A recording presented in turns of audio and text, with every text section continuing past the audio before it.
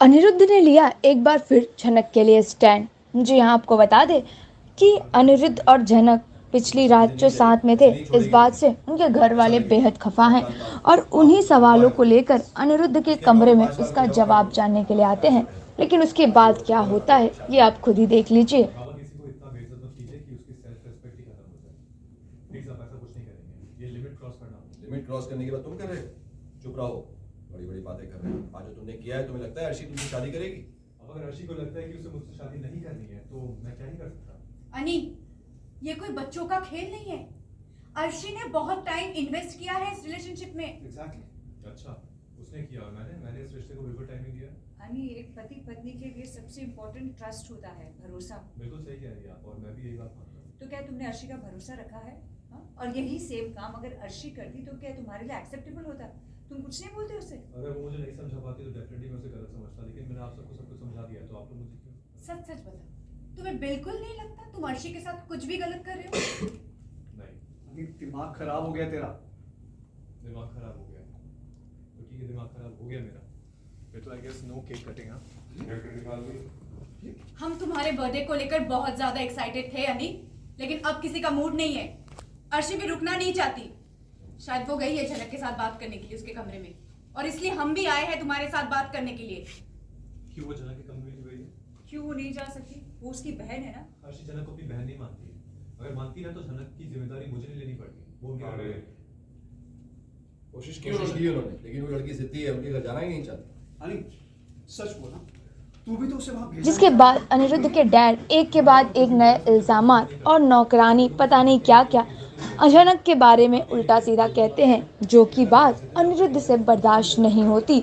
इसीलिए वो उन्हें किस तरह से जवाब दे रहे हैं, इस पे भी एक नजर डालिए। हमेशा के लिए फिर प्रॉब्लम क्या है? अरे यही बात हम कब से सुन रहे, चली जाएगी जाएगी कब? और जब भी जाती है ना, वापस आ जाती है। तो सोचिए बाहर कितना खतरा है कि उसे वापस आना पड़ता है यहाँ पे।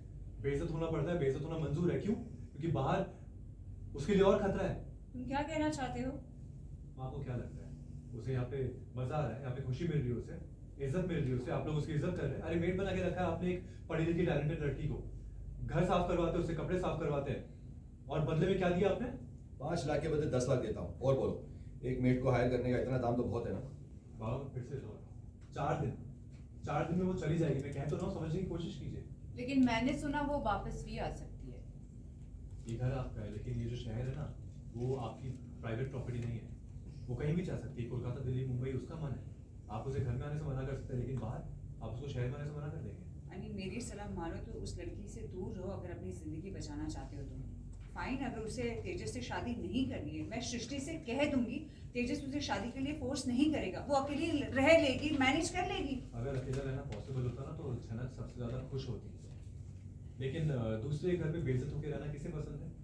और बातों ही बातों में बात इतनी आगे बढ़ जाती है कि अनिरुद्ध फैसला कर लेते हैं कि अब वो अपने बर्थडे का केक नहीं काटेंगे। साथ ही उन्होंने सबको ये भी बता दिया है कि झनक 4 दिनों में इस घर से चली जाएगी।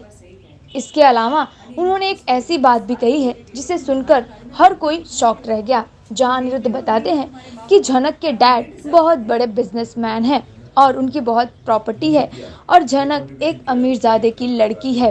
और ये बात से हर कोई हैरान रह जाता है कि आखिर झनक के पापा कौन हैं। अरे ऐसी लड़कियों को खूब समझता हूँ। और शिष्य आंटी भी उसी परिवार का हिस्सा है।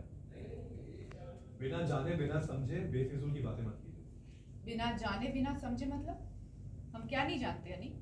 बोलो, खुलकर बोलो। आप क्यों एक दिन सारी दुनिया जाने की वो बात? अच्छा, इतनी बड़ी बात है जो सारी दुनिया के लिए इम्पोर्टेंट है। एब्सोल्युटली इंपॉर्टेंट है। आप सबको पता है कि झनक के पापा उसे छोड़ के चले गए, लेकिन किसी को ये नहीं पता कि उसके पापा है कौन। अगर मैं ये बताऊं कि उसके पापा एक बहुत बड़े फेमस आदमी हैं, इतने फेमस कि सारी दुनिया उन्हें पहचानती है, तो बाबा मैं फिर से कह रहा हूँ, किसी को बेइज्जत करने से आदमी बड़ा नहीं हो जाता है। और आपने जो किया है और ऑब्जर्व करने की सोच रहे हैं, दोनों गलत है। आपने जैसा मत कीजिए, आप मेरे बाबा है। अगर आप ऐसा करेंगे तो मुझे बहुत बुरा लगेगा। क्या सही क्या गलत ये तुमसे नहीं सीखना मुझे। मेरी आंखों के सामने गलतियां कर रहे हो, फिर मुझे ही ज्ञान दे रहे हो। और उस लड़की की तुम्हें अब भी इतनी फिक्र है कि यहाँ खड़े होकर तुम ये सोचो कि अर्शी उससे क्या बात कर रही होगी। जब तक झनक इस घर में है ना, मैं उसे हर एक इंसल्ट से प्रोटेक्ट तो अब ये देखना काफी इंटरेस्टिंग हो जाएगा कि जब सबको झनक के असली डैड के बारे में पता चलता है तो वो क्या वाकई में झनक से माफी मांगते हैं। And for more such stay tuned updates, stay tuned with just showbiz.